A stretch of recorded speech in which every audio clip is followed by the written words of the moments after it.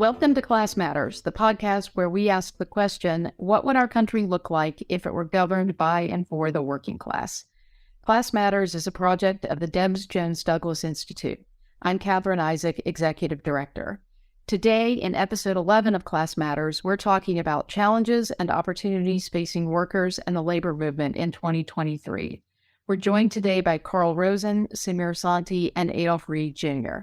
Welcome to all of you to Class Matters, and let's get started with introductions. Carl Rosen is General President of the United Electrical, Radio, and Machine Workers of America, or UE. President Rosen has been a member of UE since 1984, when he joined UE Local 190 in Chicago upon being hired at Kerr Glass. He worked at Kerr for 10 years as a maintenance electrician and served in various positions for the local, including steward, publicity and education director, chief steward, bargaining committee member, and president. In 1994, Rosen was elected as UE District 11 president, and when District 11 was succeeded by the Western region in 2006, he was elected regional president. Rosen was elected general president in 2019. Welcome, Carl. Adolph Reed Jr. has been involved in working class politics for more than half a century.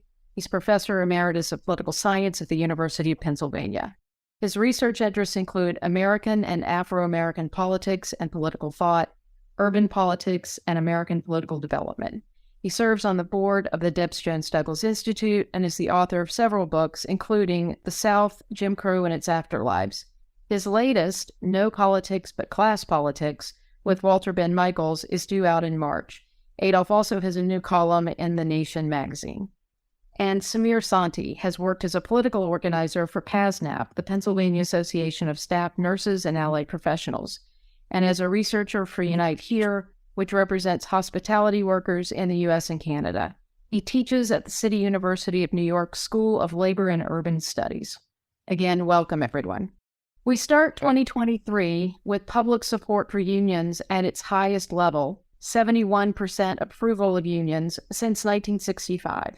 New organizing at companies including Starbucks and Amazon grabbed headlines in major media outlets. The number of workers represented by unions increased by 200,000.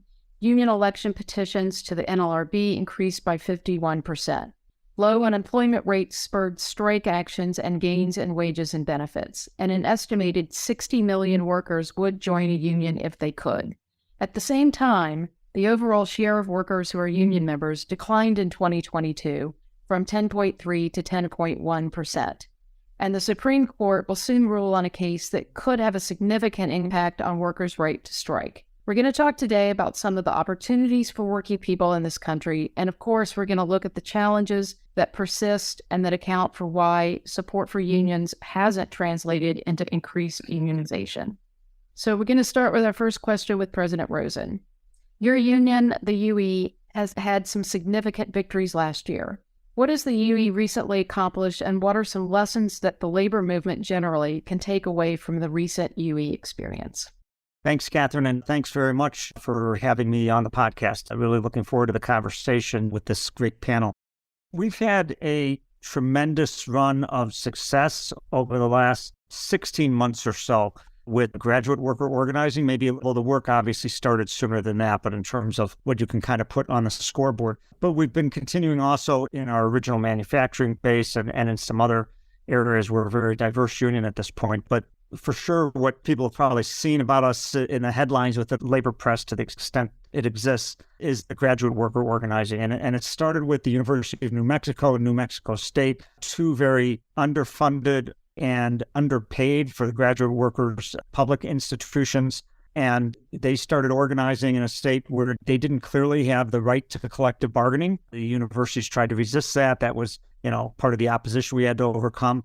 But we were able to organize the workers who had real needs in sufficient numbers, a strong majority demanded recognition. It's a card check state for public sector. Once you establish it, you're supposed to be able to have a union for your bargaining unit. And then we had to overcome, basically bureaucratic opposition in the higher ed administrations there, which we did in part by saying, well, if you're not going to treat us as public sector workers and you forbid public sector workers striking, if we're not workers, then I guess under the law, then I guess we can strike. And it was that kind of militant pushback that they said, oh, let us check. Oh, you know what? You are public sector workers. So we will recognize you and we will bargain. And then we had a good push on bargaining. And just finally, in the last few weeks, we were able to look at first contract settlements for both of them, solid first contracts, good building blocks. They need a lot more financially than they have. And there's going to be some joint pressure on the state to provide additional resources. They've been stripped down, just like has happened with austerity with public institutions all over the country. But we jumped from that to a whole bunch of other places who were inspired by their organizing and who also very much appreciated in higher ed amongst graduate workers UWE's approach to unionism, a very rank and file, democratic, very clear about which side we're on in class divides in this country, and going to give them the freedom of movement they need to carry on the fight the way they see fit. And we've had a whole string. The first one out of the blocks with a vote was MIT last spring, 3,800 graduate workers with another close to 1,500 fellows likely to follow behind them, waiting for a unit determination. That's another area that, in terms of an obstacle to organizing has been the labor board and how slow it's been because it's so underfunded and understaffed. And so, we had unit hearing months ago and still don't have a definitive answer on it to add that additional unit. But they voted overwhelmingly. It was one of the most lopsided grad worker wins that anybody had. And I think we kind of broke the back of higher education at that point because most higher ed elections since then for grad workers has been very little employer opposition. MIT ran a real campaign against us. We still beat them 2-1. And I think other schools have kind of thrown up their hands, and now you're seeing 90% plus margins left and right, and including we just had a 93% margin at Northwestern University, another 3,000 plus graduate workers earlier this month. Voting is, as we record this, voting is taking place over the next 3 days at Johns Hopkins University and University of Chicago, 2 more places. And all 3 of these schools that are voting this month got almost to 50% on cards on their first day that the cards were, which is a testament to the organizing that was done in advance and building the structures and all of that, but also to the willingness, the readiness, the great desire of grad workers to organize. And it's because young people are organizing in this country, because young people, anybody who's come into the labor force in the last 20 years feels like they're getting screwed, which they are. The system is stacked against them. The government's not going to fix it for them. Business isn't going to fix it for them. These institutions aren't going to fix it for them. They got to fix it for themselves. And you do that by organizing. And this generation recognizes that and is organizing. So frankly, one of our obstacles here are having to rethink the organizing model.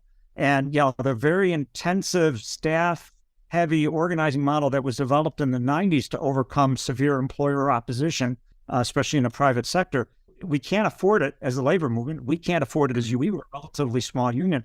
To organize at scale, we've got to let workers organize themselves. And, we're a union that's happy to do that. I mean, this is, in fact, how our union was organized originally in the 1930s. It was workers organizing other workers reaching out from one plant to another plant within the electrical industry. And so, for us to now be replicating that amongst grad workers is great. The grad workers at MIT, help grad workers at other institutions figure out how to do it. Workers train each other on how to do walkthroughs, how to do one-on-ones, all of these things. If we had to rely on staff to do all of it, we would slow ourselves down. And this builds much stronger units too. So it's kind of unlearning, or perhaps it's learning our original ways of doing it.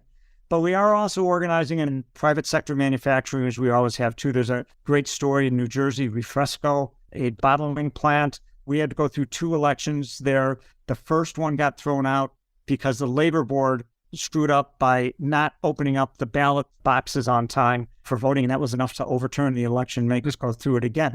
The good thing is we came back and won the second election by an even bigger margin, really solidified that workforce. It's been a great fight. The corporate owner got driven out of there. Another corporate owner has come in, more private equity. But this one, we've been able to wrestle decently, and we're making solid progress and are hopeful of getting to first contract done within the next couple months with a very concerted campaign, both inside and outside the shop, and with lots of allies in the health and safety, justice movement, et cetera.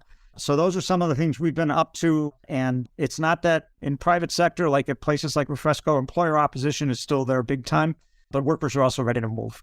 Thanks, Carl. And congratulations to UWE on all of those really significant victories. And, I just wanted to reiterate your comments about what makes UWE somewhat unique in that, rank and file leadership and democratic union, and how you're seeing that's is what workers are responding to. I think that's really important. So Samir and Adolf, did you want to respond to Carl or have any questions on that?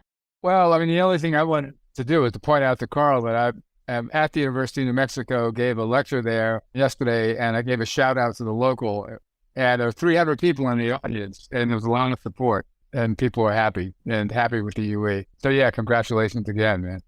I guess I got a question for Carl. I mean, this is incredible. It's such having a compressed set of victories. I mean, I think the Refresco case is really interesting because, a big question we have in the private sector right now is how to get a first contract. There's all this interest in organizing. We can maybe even win an election if we can somehow get through the employer opposition, but then we got the contract fight. And I think you guys are demonstrating it's a model for how you do that with an inside and outside strategy. So I'm curious if you've got kind of insights or, obviously this is an age-old question and it's not been getting any easier in spite of maybe having a slightly more sympathetic NLRB. But I think listeners might benefit from hearing some reflections on how you got there.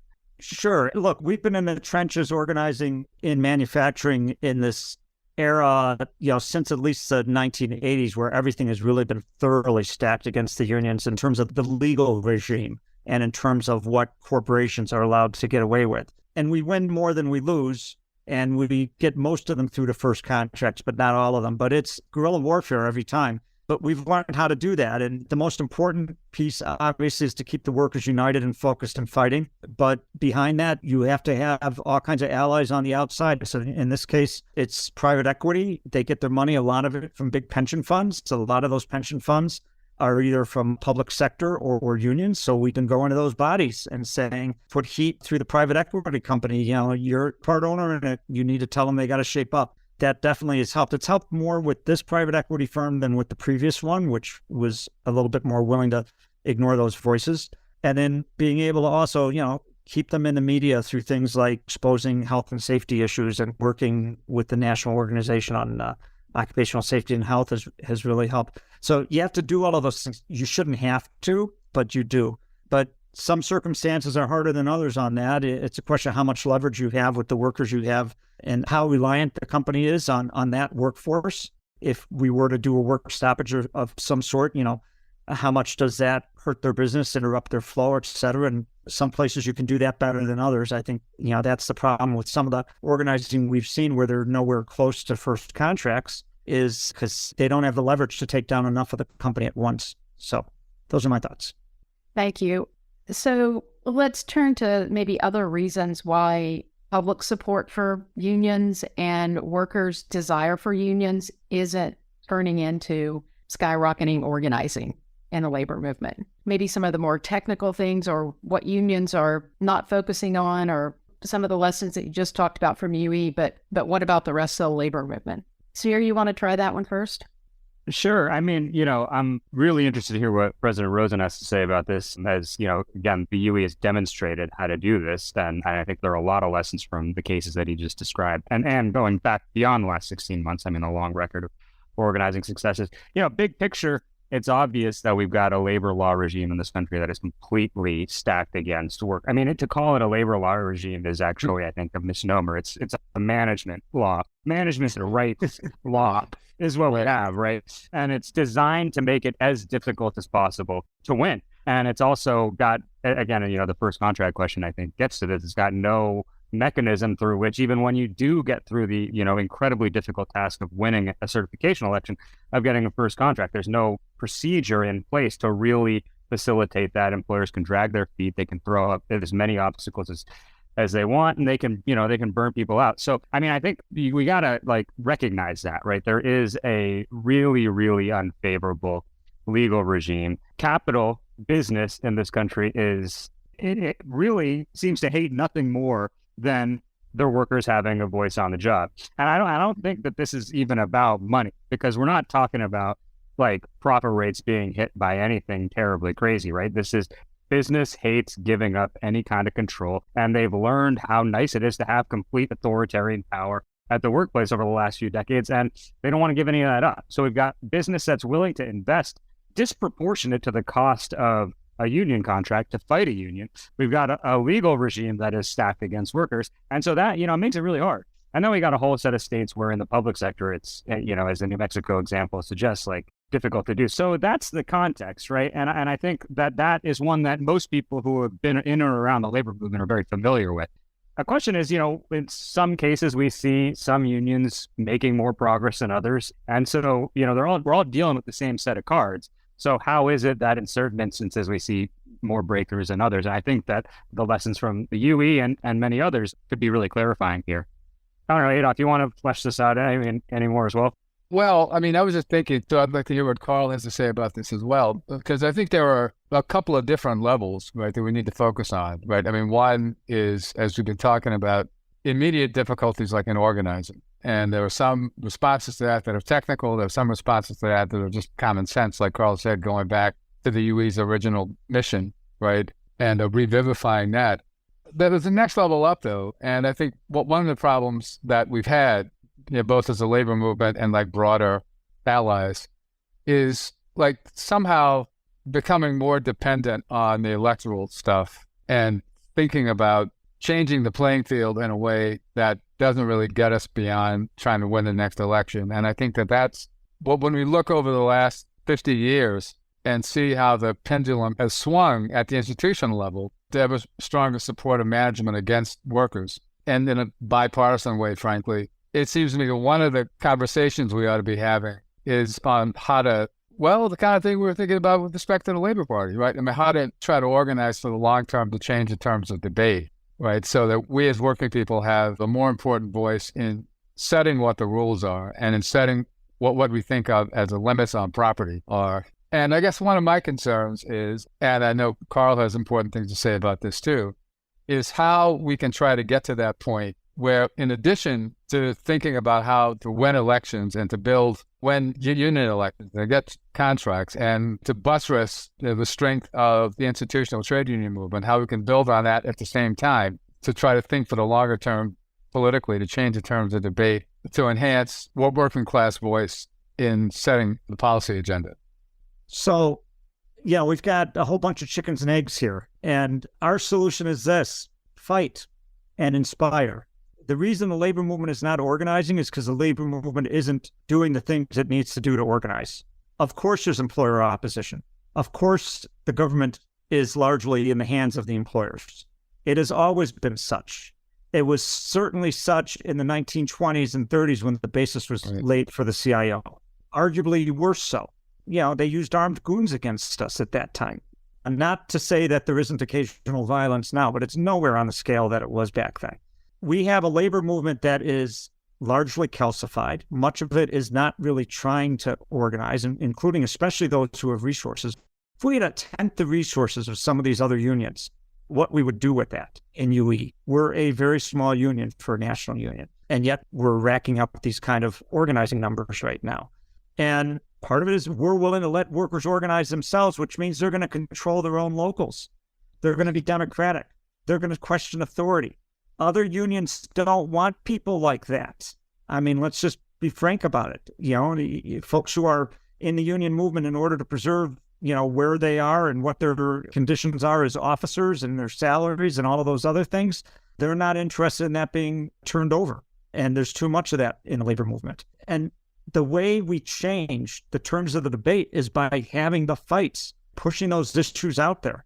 It wasn't by accident that UE did the Republic Windows and Doors plant occupation in 2008. When the economy was collapsing all around us, the banks were getting bailed out, and workers were being laid off by the millions, and nobody was doing nothing about it. Mm-hmm.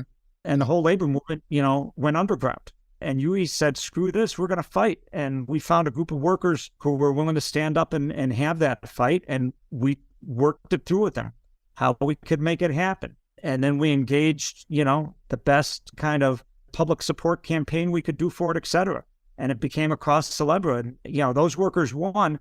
It should have been picked up by the rest of the labor movement and moved forward. We had hoped, we created a slogan there that everybody else could have used. The banks got bailed out, we got sold out.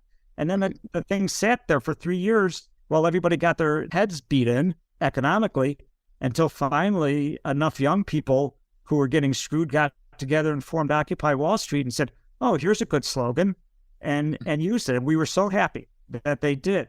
And those are the folks who are the ones who are now organizing in graduate school or their younger brothers and sisters are. And I think there was a through line from that.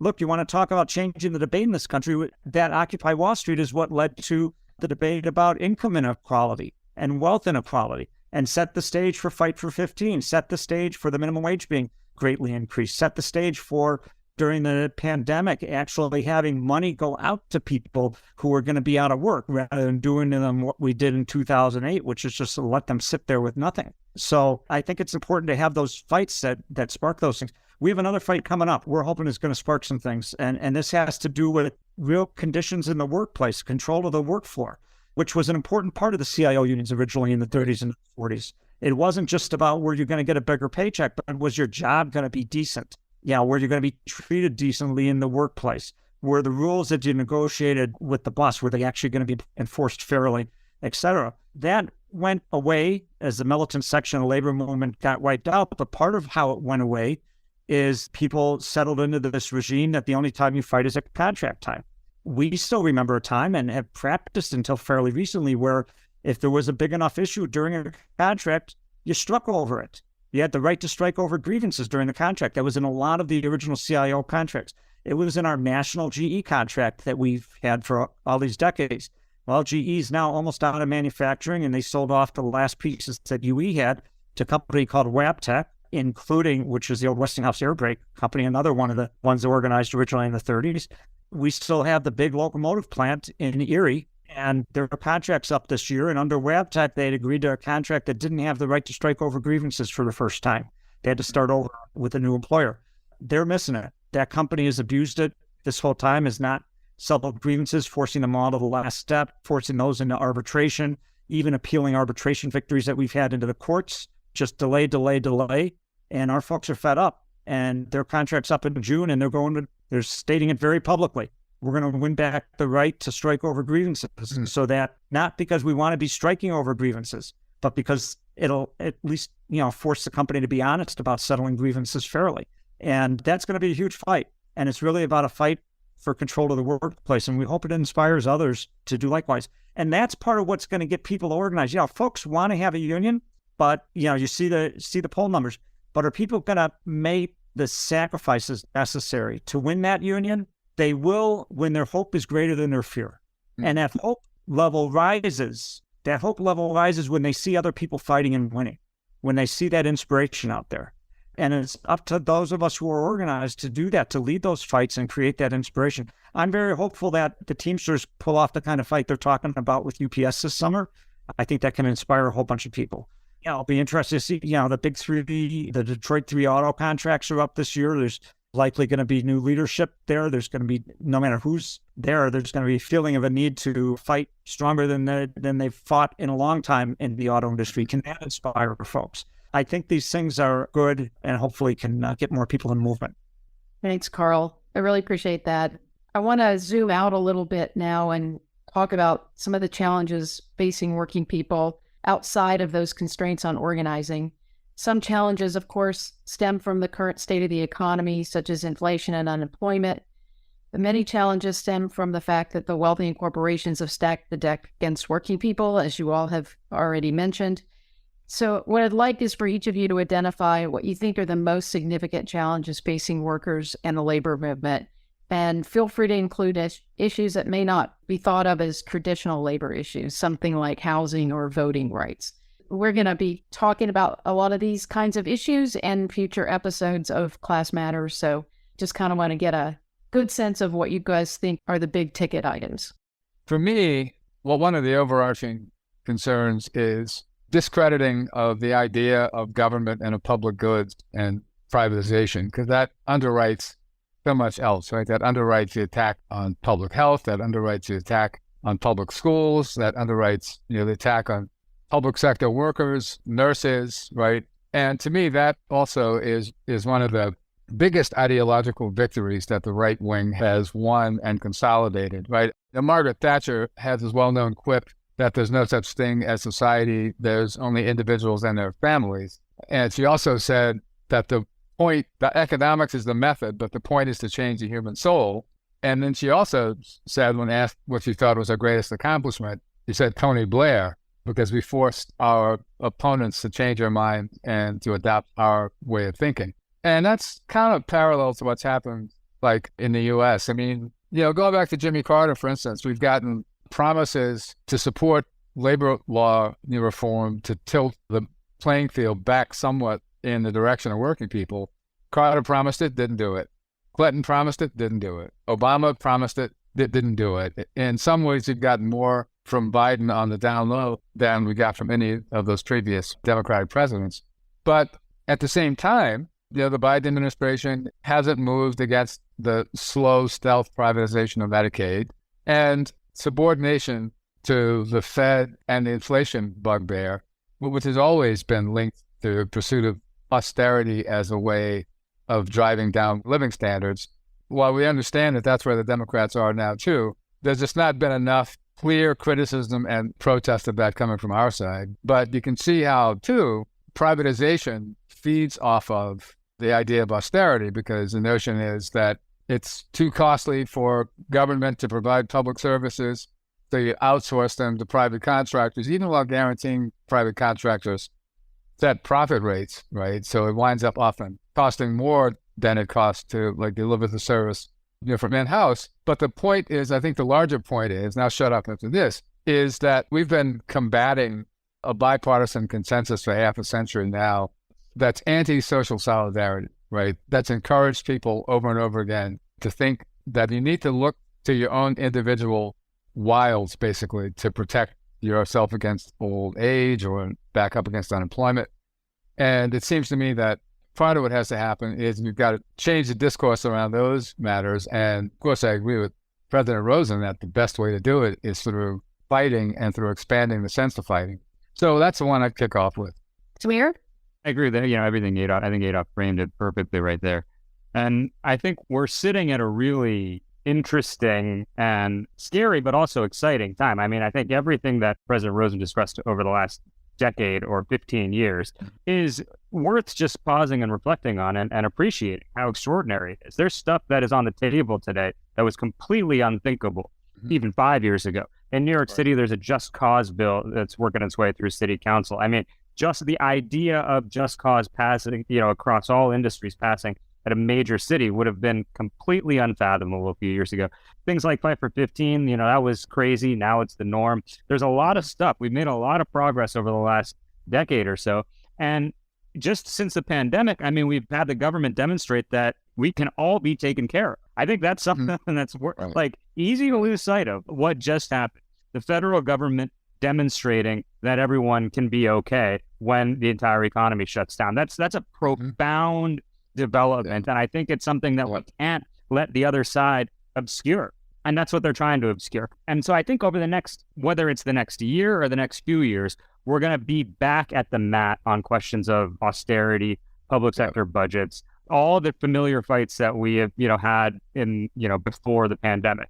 And the question is, how are we going to transform consciousness around those fights? And I think with everything that President Rosen said about it, the fight has to be viewed as transformative. We don't necessarily know where this is going, but we've got a lot to work with. We've got a lot more material and consciousness and a broader sense of solidarity, I think, despite everything that the right has tried to do the bipartisan right really has tried to do over the last generation. Some of that has been eroded in recent years through struggle and through crazy historical accident. And that's kind of how this stuff always works. The 1930s, the big victories were not just this, the CIO took, extraordinary organizing strides in the 30s, but that's building on decades of industrial unionist efforts going back into the late 19th century. It's building on a lot of stuff. And it was a crazy historical accident that created the opening. And I think we've kind of got a version of that, and it's not going to look the same. It's not going to feel the same, but we've got something to work with right now that's there. And the question is, how are we going to react to the attack that's coming? I feel like we've got everything that we've seen, everything that President Rosen is describing gives reason to be hopeful that we can wage a pretty good counterattack. The Fed is going to continue to try to engineer a higher level of unemployment. That's just what they're going to do to deal with this inflation problem. The Supreme Court is going to attack workers' rights. We're going to see a very unfavorable decision in this Glacier Northwest case that's going to make it a lot scarier and a lot more risky for unions to strike. we're going to see in Democratic cities and in right-wing states attacks on public sector budgets. We're going to see school education budgets and all the rest of it get cut. We're going to see Medicare privatization continue to move forward. All this is going to operate with the bipartisan consensus. I do think that there's more room within the Democratic Party now to press against some of this stuff, but still, you're going to see Democrats like Eric Adams in New York and the Biden administration, as well as DeSantis in Florida, all kind of cohering around a similar agenda on this, not in the same way, but broadly aligned in terms of the presumption that the government can't do more. And what are we going to do in response? That's the question. And how are the fights that we have going to change the trajectory of this stuff? And I think there's a reason to be cautiously optimistic that we can actually move this forward in a really exciting way. Those are both great answers, and certainly agree with both of them. And I love that phrase, the bipartisan right.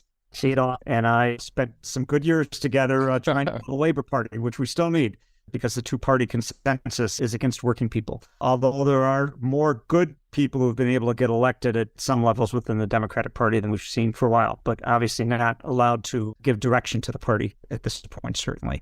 So I would say to the question of, kind of what's the most important issue facing working people or the organizations, it's difficult because they're being assaulted from every direction. Right. And it's all part of really what, Sameer's talking about, the right-wing consensus, the whole neoliberal austerity regime, et cetera. And it's all reflected in what Adolf is mentioning about devaluing any social goods, anything that's government provided, anything that everybody gets to share in.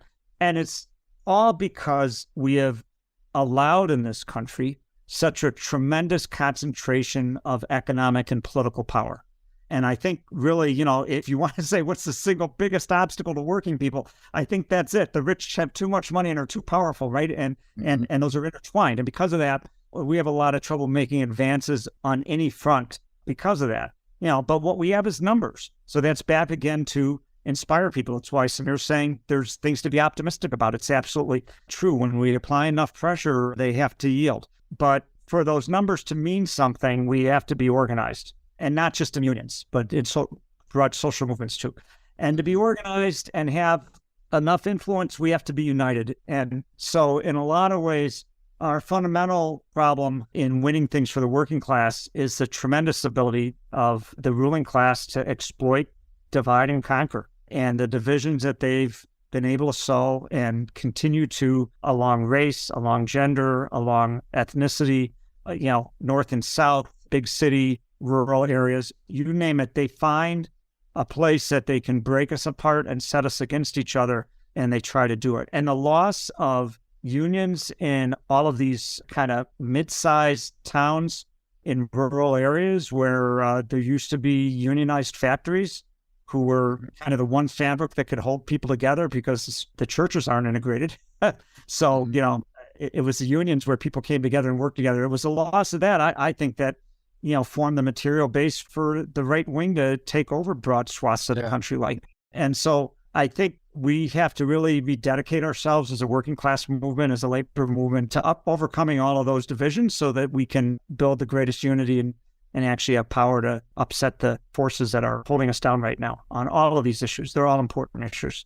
Yeah, but just to add to what Carl's saying, because it kind of reminds me that from one perspective, the story of American politics since you could pick a lot of dates, but the one I'll pick is when the Full Employment Bill of 1945 didn't pass the House of Representatives. But the story of American politics since then, at least, has been doing whatever can be done to make class disappear or to make the working class disappear. So among other things, like social scientists create this notion of a middle class that includes like steel worker who's able to buy a house and owner of the steel mill who has a mansion, right? Everybody in between.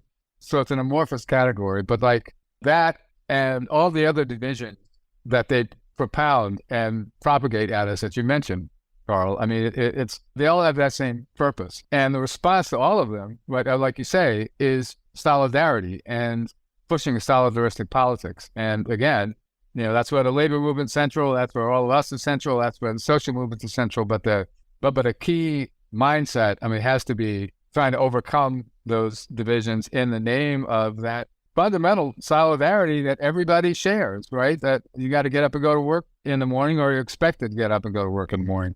So that's another danger for us to counter. So that's a good lead into our final question. It's the question we ask at the end of every episode of Class Matters. What would our country look like if it were governed by and for the working class? And specifically, how would we address strategically the obstacles you've just laid out here? And Carl and Adolf, if you can, please do share some insights from your work together trying to build a labor party. Well, I first think about Chicago and the work that we did. And a lot of what was responsible for that was, frankly, Carl's father, Frank, who did yeoman's work. And also, like, this was an important experience for me anyway. What was that layer of older trade union leftists who were the core and gave it its legitimacy to help us bring in affiliations from unions in the city, right? And I'm thinking about people like Carl, Norm Roth, Lou Pardo, Frank Lumpkin, right? The guy from ATU, I'm blocking on his name now. Through that process, this is another thing to point out. I mean, a lot of us, half the people, more than half the people on the assault call, were people who were involved in that experience, formed relationships in that experience, and there are hundreds of others what are like that around the country who are still in contact, still share the same objectives, and can call on one another. And I think that was a key part of the Labor Party experience that brought a lot of us together. Carl, let me defer to you, man. Listening to you give those names, Adolf, made me realize those were almost all of them folks who had grown up in the labor movement of the 1930s and 1940s. I mean, correct, absolutely. And it was that what they had taken away from that was exactly what we're talking about, the need to unite everybody across the class. Right. This question started with, what would it look like to have, the working class leading society, basically making the decisions? Right. To get there, we'll have had to make so many changes that we'll be living in a whole different society at that point. It's not like tomorrow we're going to get handed the keys. It's going to be a struggle. Right. I would certainly say along the way, and it was some of the things that the Labor Party focused on and the best elements of the labor movement still do. And it goes right back to Adolf's point of social goods. We need to get as much of what's needed for life removed from dependency on employment as possible, whether that's healthcare, whether that's education, whether that's dental, whether it's the ability to put your kids through college, retirement. There should be no private pensions. We should double Social Security, and have a single system for everyone. So move those away from employment so the bosses don't have power over it. So I would think that would be a first agenda item for a Labor Party government, because you break some of the power of the boss that way. Right. Certainly the things that break down the divisions within class, anything we can do on that to make it much harder for this divide and conquer to be played. I think so. It's the things, what I would want to see happen first are the things that allow us to have the social solidarity so we can build on it. Just like when we organize a union, the most important thing is not necessarily the dollars and cents you get in the first contract. You need to get that. You need to get what people need to live on. But what's really, really important is to make sure that you've got the building blocks there in that union contract so that you're going to be able to build on that over time. And that the fight itself to win that contract has to be such that workers have ownership of it and feel that this is something that they can use to continue to better their lot in the workplace, their lot in society. And so I think we always have to be thinking about that. How do we build organization? How do we build social solidarity in the working class? Thanks, Carl. Samir? I don't have anything to add on top of those two statements. I mean, that's really it. I guess, all I'll say is the goal of removing the basic necessities of life from employment can seem, really big and really daunting. And it is true, right? We're not going to get there tomorrow. But again, as we've seen recently, the government can do a lot. It's possible to win a lot of things very quickly. And that's not to say we're going to win them quickly, but more is on the table now than has been in a long time. And I think that's a reason to be really hopeful about where we're at. That's a hopeful way to end it. Thank you. I appreciate that. We need to ramp up that hope so it's greater than fear, as Carl said. Yeah. I just want to thank all three of you for being on the episode today. You've been listening to episode 11 of the Class Matters podcast. We were joined today by Carl Rosen, Samir Santi, and Adolf Reed Jr. Our podcast engineer is Jimmy Wirt. Subscribe to Class Matters wherever you listen to podcasts, and if you can, support us on Patreon. Head over to our website's resource page for more information, and we'd love to hear your thoughts about today's episode. Thank you for listening to Class Matters.